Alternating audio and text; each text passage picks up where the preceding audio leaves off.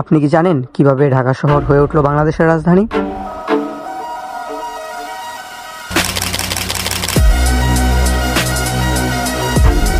ঢাকার ইতিহাস বহু প্রাচীন, তবে শহর হিসেবে এর উল্লেখযোগ্য বিকাশ শুরু হয় মুঘল আমলে। সালটি তখন ১৬১০। মুঘল সুবাদার ইসলাম খাঁ চিশতি ঢাকাকে বাংলার সুবাদে রাজধানী ঘোষণা করেন এবং শহরের নাম দেন জাহাঙ্গীরনগর। মুঘল শাসনে ঢাকায় অনেক কেল্লা, মসজিদ ও সরকারি ভবন নির্মিত হয়। তারপর ব্রিটিশরা ১৭৪৭ সালে পলাশী যুদ্ধে জয় লাভের পর বাংলা দখল করে নেন।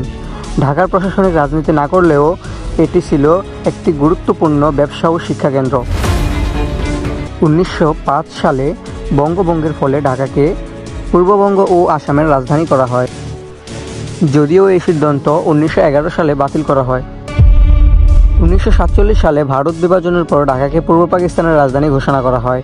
এই সময় ঢাকা প্রশাসনিক ও রাজনৈতিক গুরুত্ব বাড়ে এবং নতুন করে সরকারের ভবন, শিক্ষা প্রতিষ্ঠান এবং অর্থনৈতিক কাঠামো গড়ে ওঠে। তারপর ১৯৭১ সালে মুক্তিযুদ্ধের মাধ্যমে বাংলাদেশের স্বাধীন হওয়ার পর ঢাকাকে স্বাধীন বাংলাদেশের রাজধানী ঘোষণা করা হয়। সেই থেকে ঢাকা বাংলাদেশের রাজনৈতিক সাংস্কৃতিক কেন্দ্র হিসেবে গুরুত্বপূর্ণ ভূমিকা পালন করে আসছে।